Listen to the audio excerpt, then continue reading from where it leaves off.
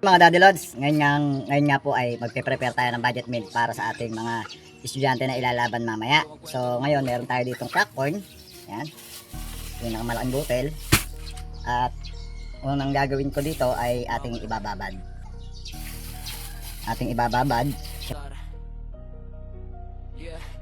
Try ko lang to. Dalawa.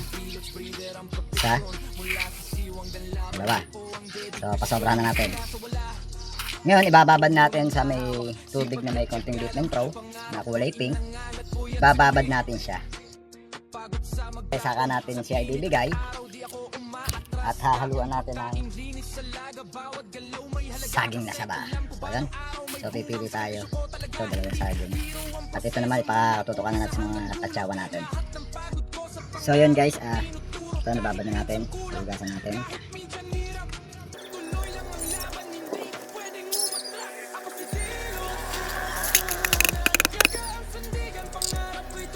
Lagyan natin ang ating pang-maintain. Tapos, lagyan natin ang ating Vitamin Pro.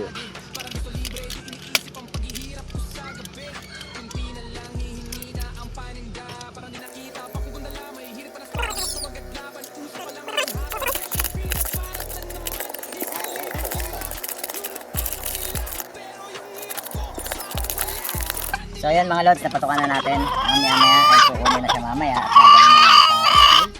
After galing sa school ay inuulit na yan. So pagdating ng ulutan, medyo may laman ng kanilang sigmura, may laman ng kanilang tiya, kahit paano ay makakatulong yun sa kanila. At nilagyan natin ng saging, then ibigyan natin sa mga warriors natin. So mamaya kita-kita na lang po tayo sa Cabulo Elementary Tactics School. What's up mga Daddy Lods, nandito mga tropang tahiran. At hinihintay namin si Boss Rambo. Mainit? Mainit ba dyan? Mainit? Ay, talaga ng paldo-paldo si Boss Jericho. Shoutout kay Boss Jericho. Ito po, abang na po ang pipick up ng ating mga warriors. At dumating na po ang founder. Wala pong iba kung hindi si Marlon de la Paz de Ponghang. Ayun na. Kalem, pero may kalem. Kalem, lalaban yan, pera yan, pera. Baka imbis na ayaw pumera, ako mamapera. Ikaw pumera, ikaw mamaperahan. Ano lang ha?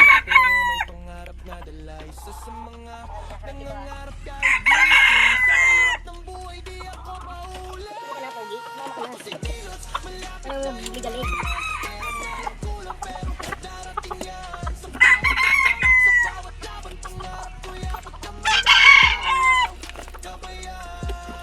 I-enroll na po sila kasama si Professor Kapitan at Principal Marlon. So kunin natin folding.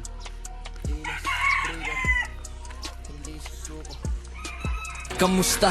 Ako si D-Lods Breeder, ang profesyon. Mula sa siwang galaban, buo ang dedikasyon. Simula sa wala, walang puhunan na hawak. Sipag at tiyaga lang, pangarap ko'y inangan at puyat sa gabi.